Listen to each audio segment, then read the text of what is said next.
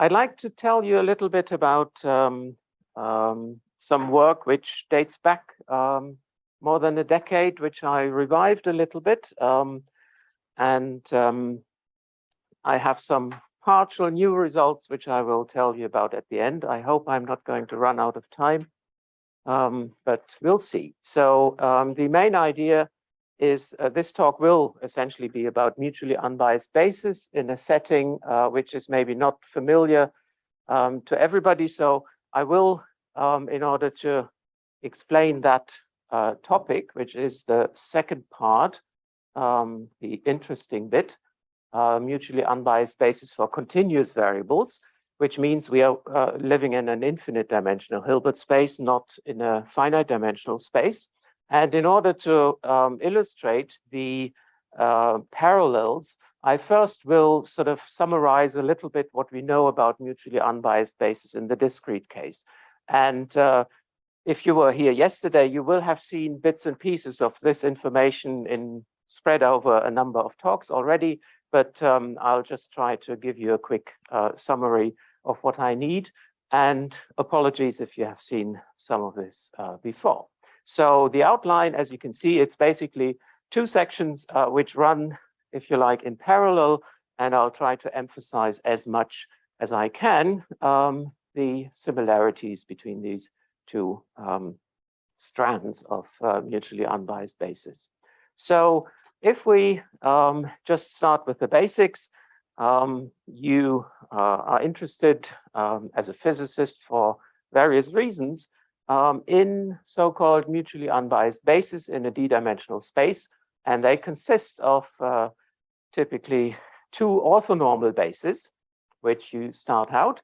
So the vectors with VB and V prime B prime are a complete set. They are a basis for that space, and you put some constraints on the overlaps between the elements of the bases. And you can form the overlaps between elements of the first basis among themselves, and the orthonormality condition is the first line here. If the indices of the two bases are different, then what you are demanding is that the overlaps, if you take the modulus, all have the same numerical value, 1 over the square root of d. And of course, the modulus here takes away some phases which are possible. And effectively, what you see is that these overlaps are unitary matrices. So if you take define a matrix H for different indices B prime and B, and you look at the matrix elements, then due to these conditions, which we have here, you see that it's you're dealing with a flat matrix. All the moduli of the entries are the same, and you also have unitary matrices, and this is what we call a complex Hadamard matrix.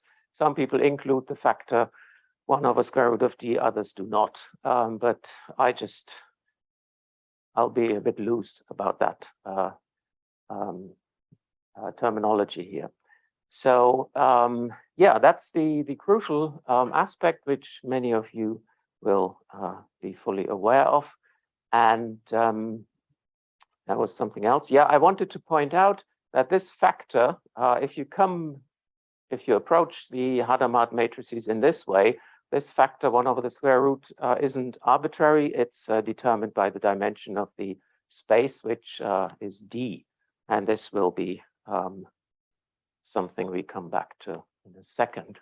Okay, now that's all fine. Two mutually unbiased bases are nice to have, but sometimes you want more. So you're asking the question, can I have more than two mutually unbiased bases so that all these sets of bases are actually pairwise mutually unbiased? So that is going to be a lot of scalar products between elements of different bases. The conditions are essentially the same.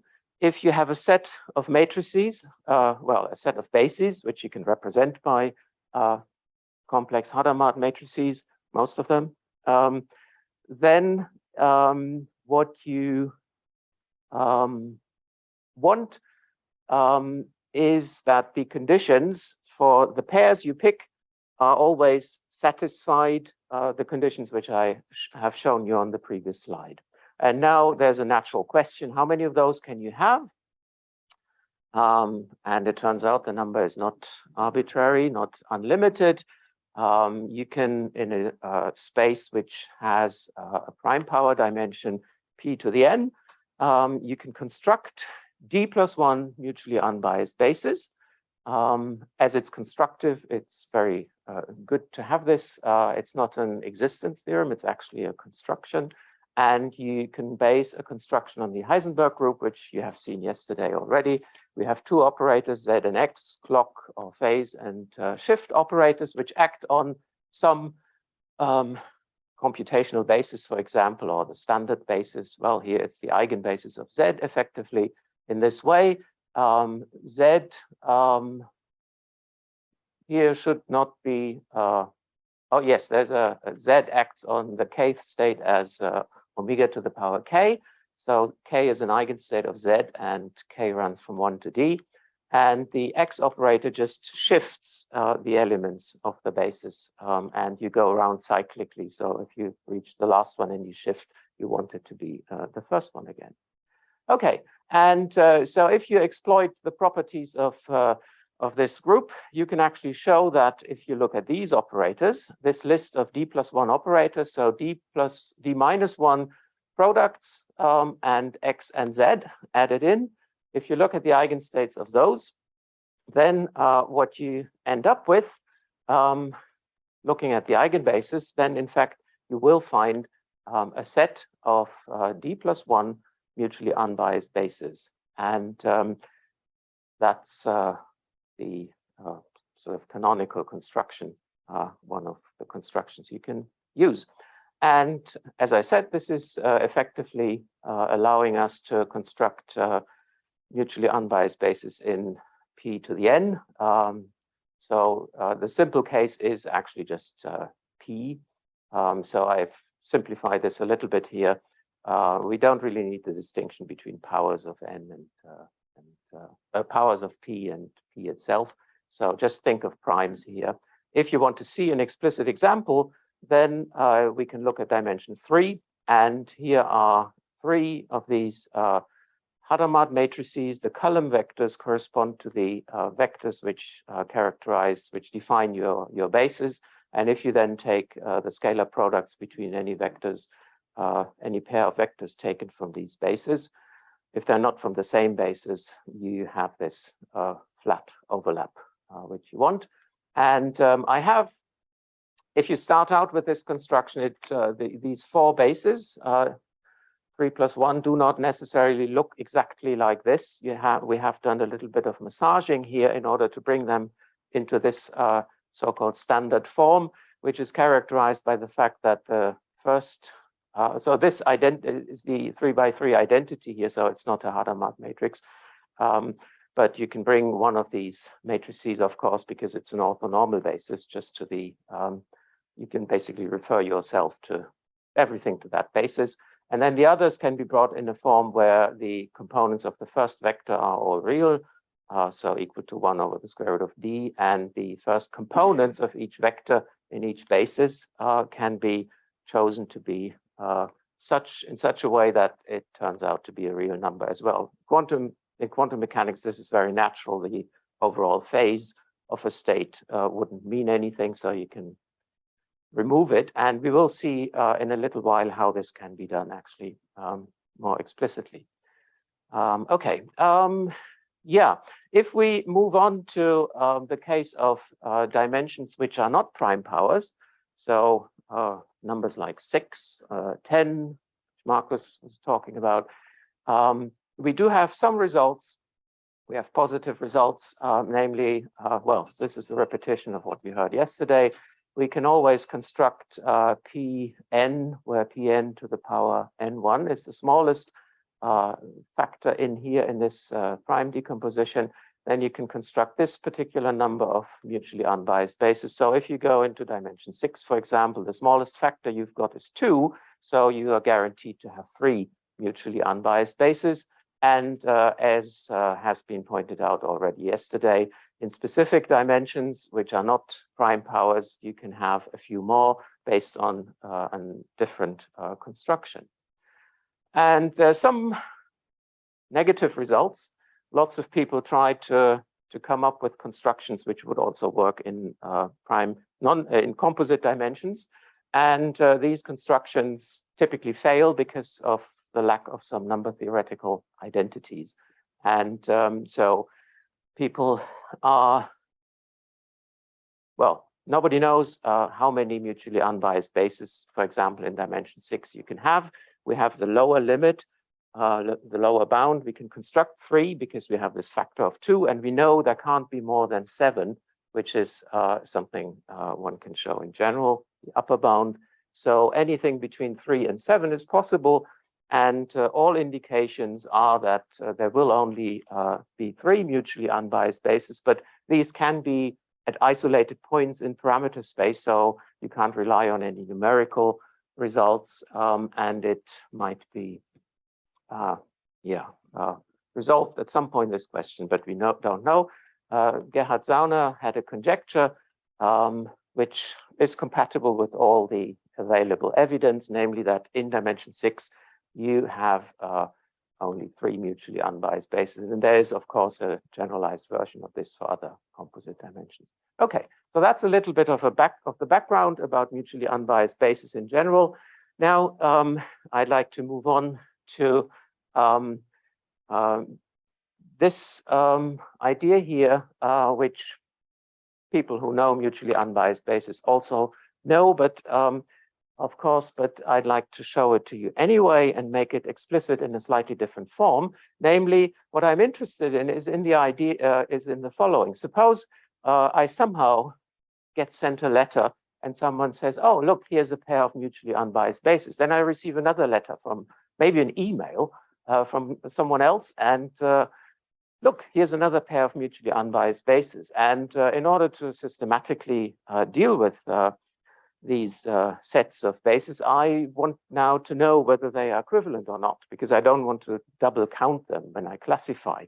So let's see what we can do to sets of mutually unbiased bases in order to check whether they are actually equivalent or not. And this would then be equivalences which you can establish between sets of mutually unbiased bases, which must come from the defining conditions finally. And this is what I try to explain on this slide here. If we look at this overlap condition here, taking one vector from one basis and another vector from another basis, and looking at the squared modulus, I need to have 1 over d. Now let's look at this equation. This should be valid for all v prime, and b different from b prime. What are the symmetry transformations which leave invariant the left-hand side? And that is, of course, not a difficult thing.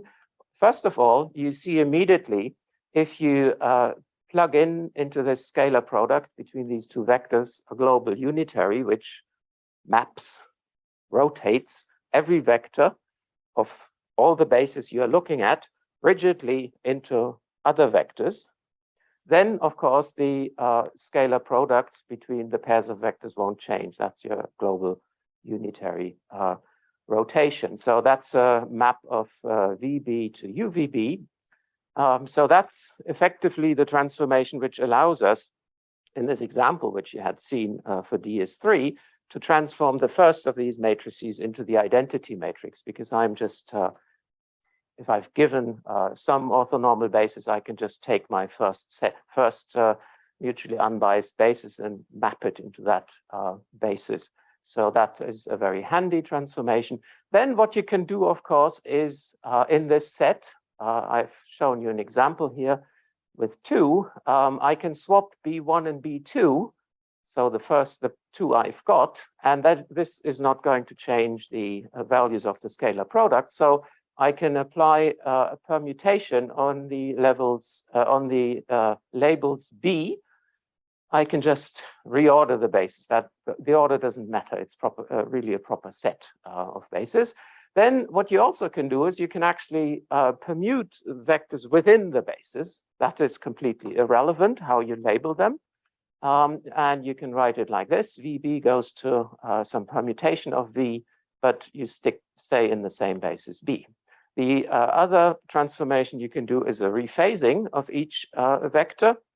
So you pick a vector VB and you attach a phase, and this change I mentioned already in the quantum mechanical context, which leads to this first row of unit real entries in the Hadamard matrices I displayed.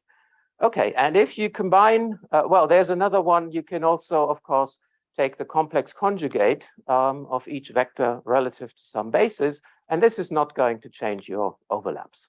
Okay, and that is, as far as I know, the complete set of symmetry transformations, which you can apply to the set of all conditions defining your set of mutually unbiased bases.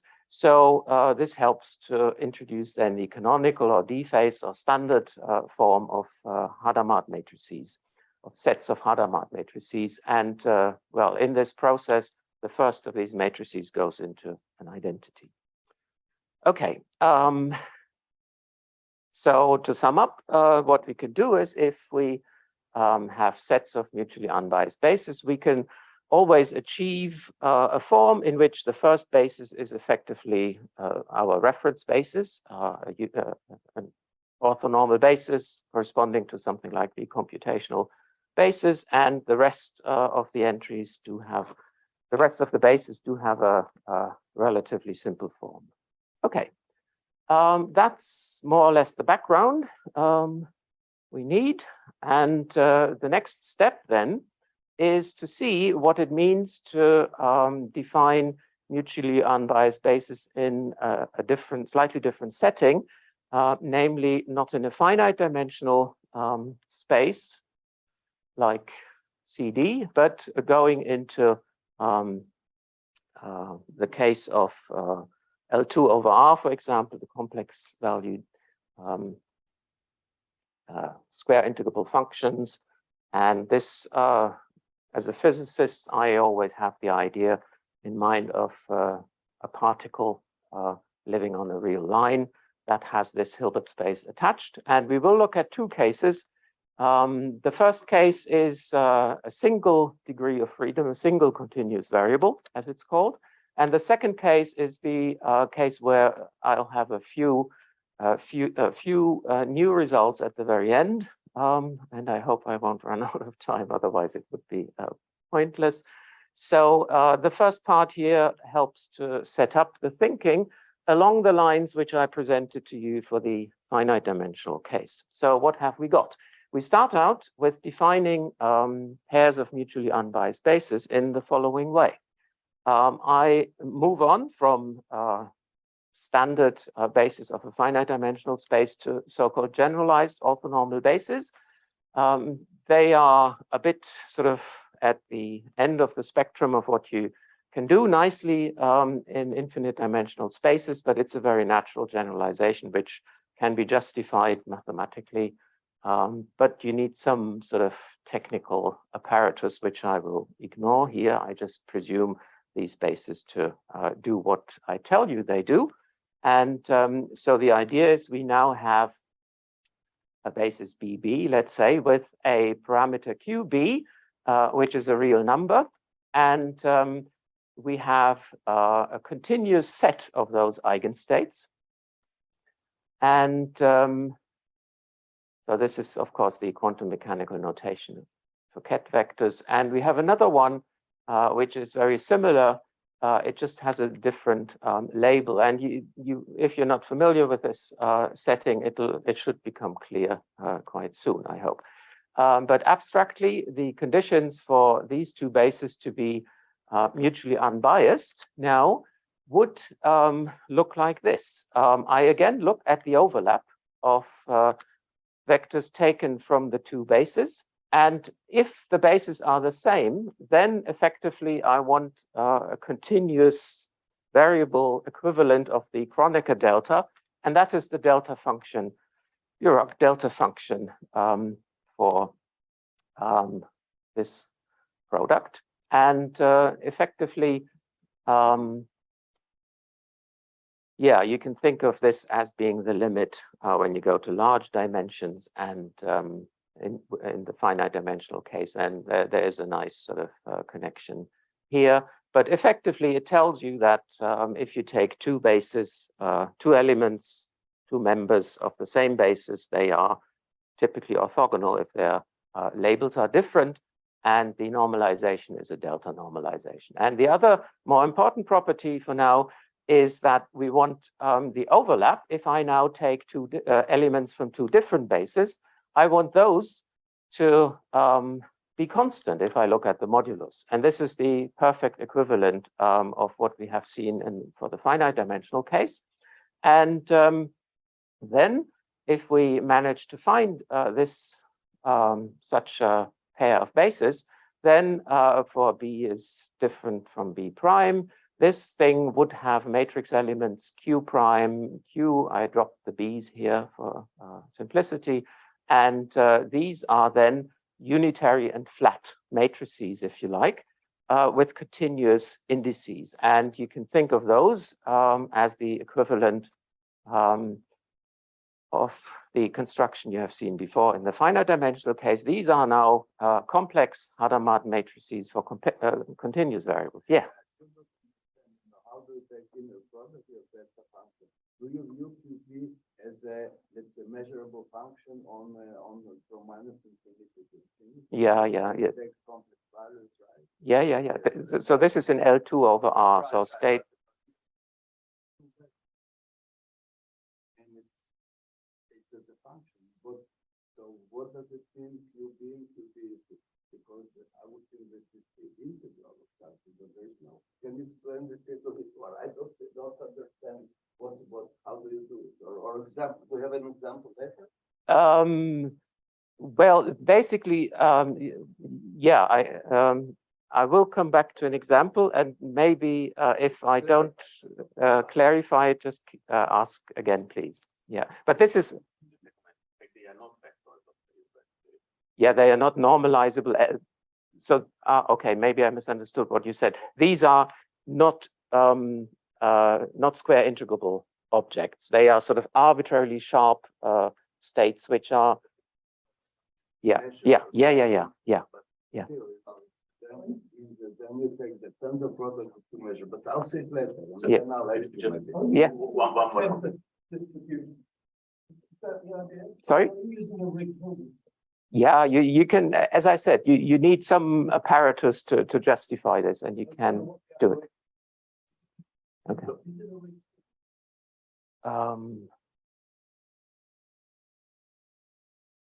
I haven't thought about that in enough detail, but one way to do this, to deal with this, is just simply to, rather than saying what these vectors add, instead you could define the basis by saying what are the diagonal things in this basis, right? What are the operators which are diagonal in this basis?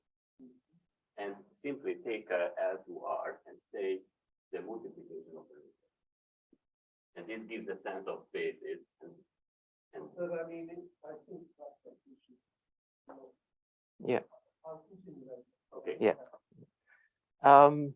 Okay. So an example would be here. So what I'm going to look at is the Heisenberg-Weyer group, which has made some appearance already. I'm effectively looking at the phase space equivalent of what we've done before in the discrete case. And I'm thinking of two operators U and V, which act like this on these states. The UP0 operator has these Q non-normalized, well, delta normalizable states as eigenstates. So it just adds in a phase, and the V Q0 shifts that state to another one contained in that same basis. And if you work out the commutator, the group commutator between these two operators U and V, you get something, well, basically they commute up to a phase, which is determined by your parameters. And so if you do that, you effectively have a means to construct mutually unbiased bases in this setting. And I think this is what just has been mentioned. I'm thinking of QPR as the eigenstates of, so these QPR are three bases. I think of them as eigenstates of position, momentum, and this new operator. They have the property that they equicommute. So if you take any QP, well, P and Q is having this commutator H bar over I, but then you can also work out the commutators of these two operators with R, and you always find H bar over I. And there is some idea behind this, which associates these operators with lines in a phase space. So the position operator, you can think of having something to do with the position direction in phase space. The momentum director is associated with the vertical direction, and the third operator is associated with a line which is diagonal in some phase space. And if you then work out what these three mutually unbiased bases, P, Q, and R, would look like in the position representation, as it's called, you get the generalization of the identity matrix, but with continuous variables. Then the first mutually unbiased basis is nothing but the Fourier kernel, and then the third basis, which corresponds to the eigenstates of R in the position representation, is something which is effectively having this label R, but it does have quadratic terms in Q prime as well. Okay, so if you accept, to come back to your question, if you think in terms of Fourier language, the exponential e to the I px is one of the basis functions, and it does satisfy this delta function normalization if you pick two elements. Okay, so this is a first result. When you want to look at these mutually unbiased bases in the continuous variable case. So I'll rephrase this result in a slightly different way, which makes it more manageable. I call these bases now BP, BQ, and BR, and the ones we just have seen. And these are the phase space direction I was talking about. So you think of the operators Q and P combined into a two-component vector. And then these little vectors EP, EQ, and ER are those which you work out a scalar product of those two vectors with the QP vector, and then out pop Q, P, and R from here. So here you see the minus P minus Q coming out. This is the minus Q, and this is the the plus Q, and this is corresponds exactly to the operator Q, P, sorry. And then the interesting thing is, if you do that, you can actually start from this requirement here, namely that you want these overlaps for elements taken from different bases to have a particular value, can be translated into conditions on two-component vectors, namely those guys characterizing these particular mutually unbiased bases. So you need to have, in this particular setting, this particular choice of mutually unbiased bases, you need to have that the symplectic product between the pairs of vectors which you have here all have the same value. This is an equivalent condition to that one, assuming the specific form of the mutually unbiased bases, namely that they come from effectively a Heisenberg-Weil group construction. Okay, and the point is that if in this setting you want to search for more mutually unbiased bases, you effectively have to look for two component vectors in the plane, such that their vectors pairwise satisfy this condition on symplecticity. And I like to call these guys here equisymplectic. So it's a little bit like equiangular lines, but you don't have a scalar product, you have a vector, a symplectic product here. Okay. And here's what we know about this type of mutually unbiased basis.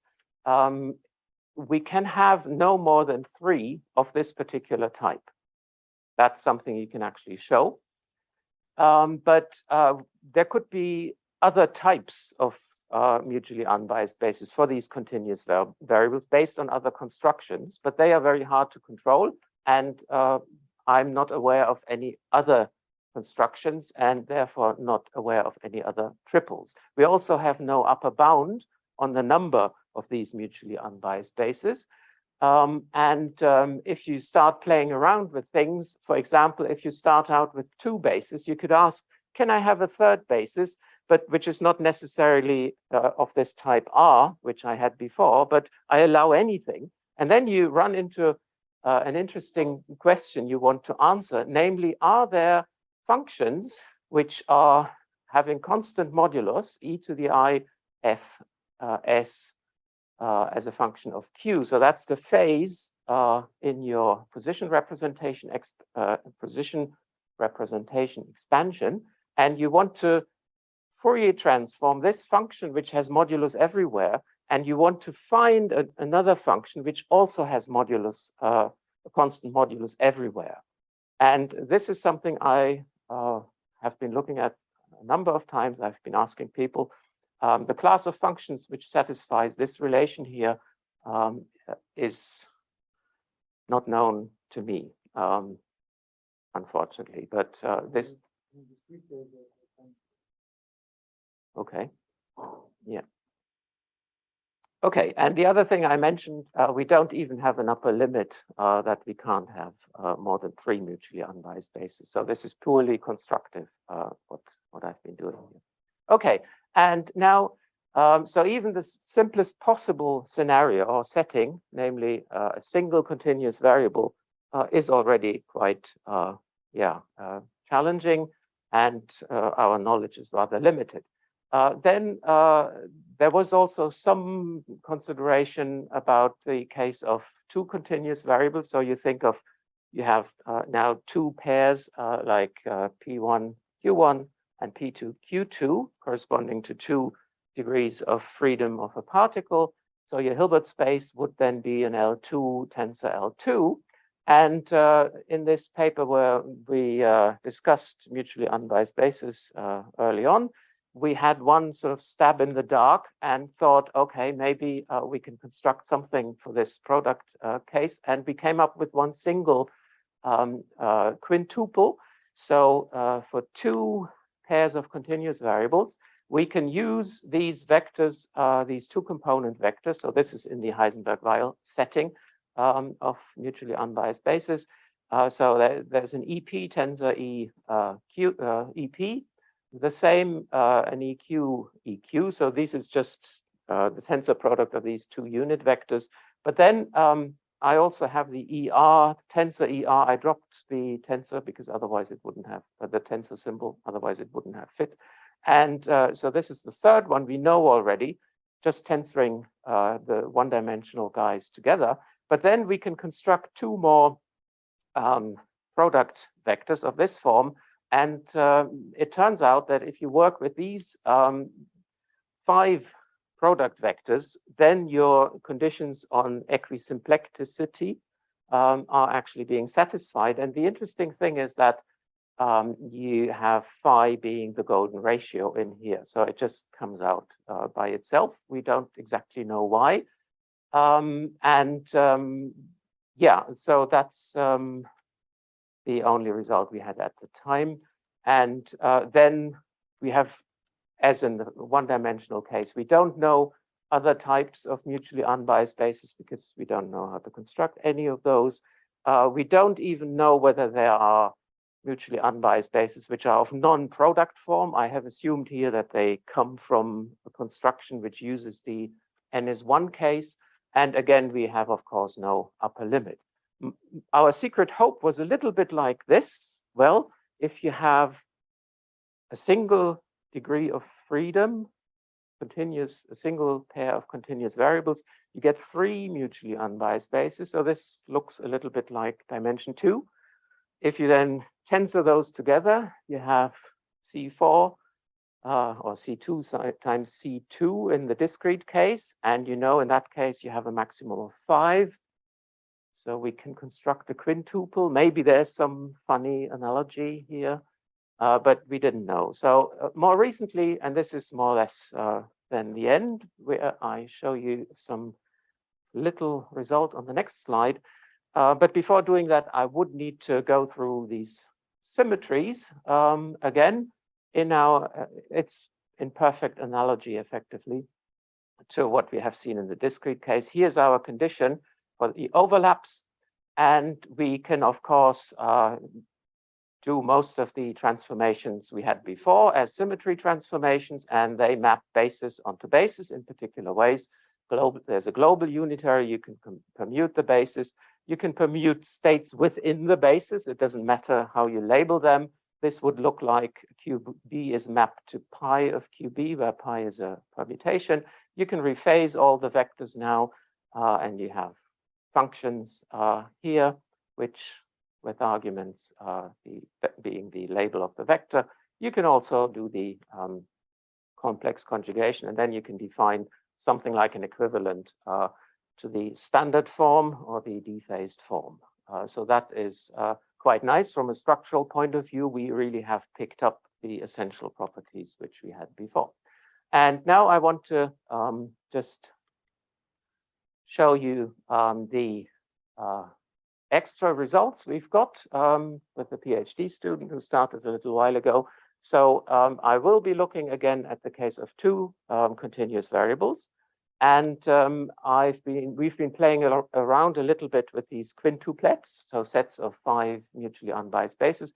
And we actually found something which destroys our idea that there would be a similarity to tensoring spins together, because what we find is we start out again with EP tensor EP in this Heisenberg-Weil setting with little 2-component vectors, EQ, EQ. And then these 3 extra vectors, product vectors, which characterize the next 3 mutually unbiased bases in that setting, they look like this.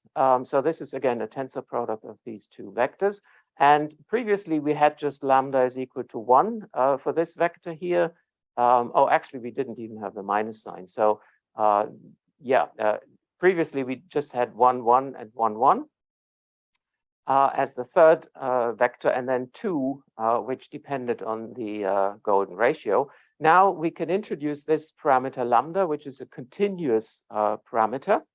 And if we sort of move it into the right places and have it in all these states, and again, the golden ratio makes an appearance in here, we find a 1-parameter family of quintuples. And this is, of course, not in agreement with what we know from C2 times C2. So that analogy is probably not going to work. This is one example of a 1-parameter family. We found actually 6, which we were able to reduce to 4 by using these equivalences I described. But the remaining 4, we don't know whether they are different or not. We haven't established that.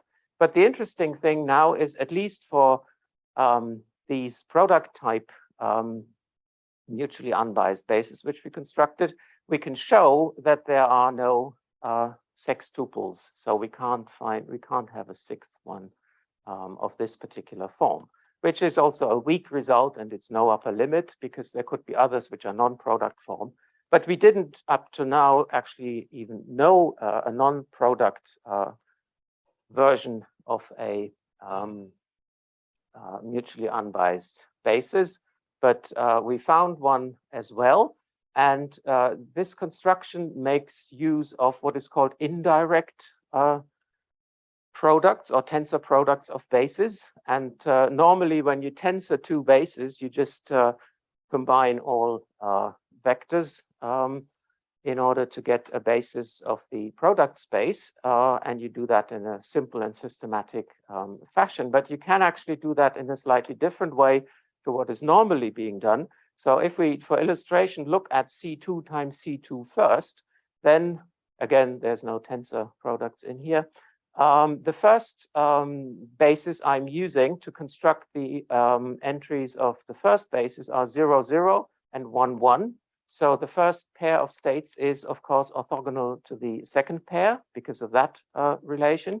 But within the first pair, these two states are also orthogonal because the second label has refers to vectors which are orthogonal. But then the next pair, the last two vectors here, refers actually to two orthogonal states from a different basis. And this basis is rotated relative to the first one. So these four guys here are four product vectors, but it's not a sort of global product basis. You can't construct it in the way by tensoring just the elements of two bases, but in fact, you have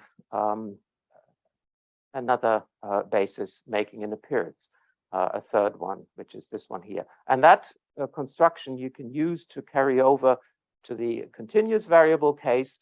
And it looks quite differently, but we haven't extended this to sets. We just have sort of looked at the case where we have one of the mutually unbiased bases being the position product, the standard product of the position basis.